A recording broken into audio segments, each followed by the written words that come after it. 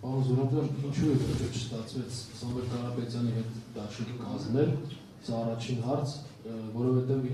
այսպես վերլուծում ենք, թե ձեր մոտեցումները, թե նրանց մոտեցումները մասնավորապես խաղաղության հետ կապված բավականին իդենտիֆիկացված են, նույնական են, եւ երկրորդ հարցը Արադ Միրզոյանն այսօր հայտարարեց, որ TRIP-ի շինարարության փուլում երրորդ երկրներ ևս կներգրավեն, գուցե հարցը մի քիչ ոչ հասցեական լինի, ամեն դեպքում ձեզ էլ հարցնեմ, ձեր կարծիքով որ երկրները կարող են ներգրավել, խոսքը մասնավորապես Եվրամիության մասին է, թե գուցե Թուրքիայի աշխարհում նաև թուրքական ընկերությունների շինարարության մեջ բավականին հարուստ փորձը, այս նման սցենարները ինչպես է դիմադրում։ Լավ, Սամվել Կարապետյանի ուժի հետ մենք շատ լուրջ բանակցություններ ենք տարել եւ շատ իրականում մոտ էինք դաշինքի կնքմանը։ Հետո տեղի ունեցավ շրջադարձ։ Հիմա շրջադարձը երևի կապված է, եթե sense ասենք, բացատրենք նրա հետ, որ մենք տարբեր պատկերացումներ ունեինք հաջողության հասնելու ուղիների մասին, որովհետև դուք գիտեք, որ մենք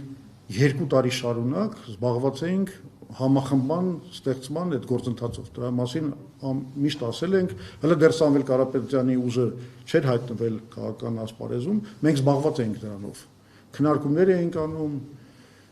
տարբեր քաղաքական ուժերի հետ, որպեսզի ստեղծենք մի հատ բևեռ համախմբում, որը կարող է մարտահրավեր նետել եւ ընկալվի ժողովրդի կողմից որպես գլխավոր այլընտրանք Նիկոլ Փաշինյանի իշխանությանը։ Հետո երբ որ իրենք հայտնվեցին, իրենց հայտը բավականին ուժեղ էր եւ հասկանալի դառավ, որ եթե նման բևեռ ստեղծելու բան ունենք, ցանկություն ունենք եւ պլան ունենք, դա պետք է լինի իրանց հետ միասին։ Չէ՞, գաղափարն էր, որ շատ ծանրակշիռ ու ժողովրդի կողմից ընկալվող միակ բևեռը ընդունվի։ Հիմա մեր կարծիքով, եթե ստեղծվեր այդ դաշինքը,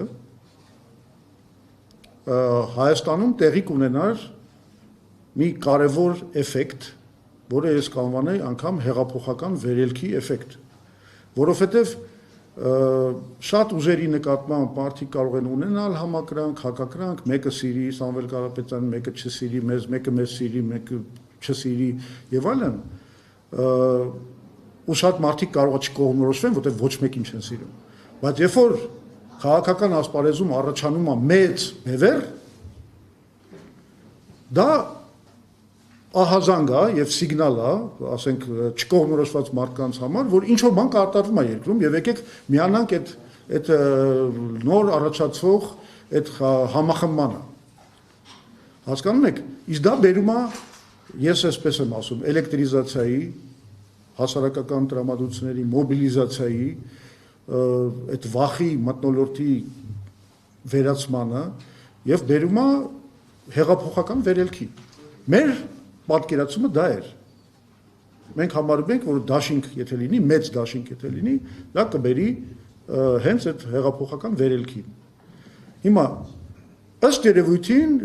ինչ որ պահից իրենց հաշվարկները մի քիչ այլ ուղղությամբ գնացին, այսինքն իրենք այլ ստրատեգիայի կողմնակից են։ Չէ, այդ արդեն իրանց պիտի հարցնեք, բայց հաստատ դա մեծ դաշինքի ստեղծման ստրատեգիան չի։ Այսինքն իրենք արդեն այլ հաշվարկներ են տեսել, իրենք երևի այդ բանի այդ հեղափոխական վերելքի այդ էֆեկտի գնահատման մեջ տենց կամ չխորացան, կամ ինչ որ պատճառ կար, որ չեն ընդունել,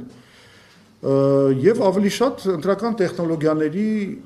վրա են փորձում կառուցել իրենց ստրատեգիաները։ Մենք հարգում ենք իրենց որոշումը, մենք իրենց մաղթում ենք հաջողություն, ի վերջո մեծ հաշվով նույն գործն ենք անում, անգամ եթե այդ համատեղ նպատակին հասնելու ստրատեգիաների առումով մեր կարծիքները կարող են չհամընկնել, դա չի փոխում մեր, ինչ ասեմ, ցանկությունը եւ նպատակադրությունը այս երկիրը ազգակործան պատուհասից ազատելու համար։ Իրենք էլ են ուզում անեն նույն բանը։ Շատ լավ։ Մեր կարծիքով ավելի արդյունավետ կլիներ։ Չէ, կաշխատենք նոր ստեղծված պայմաններում։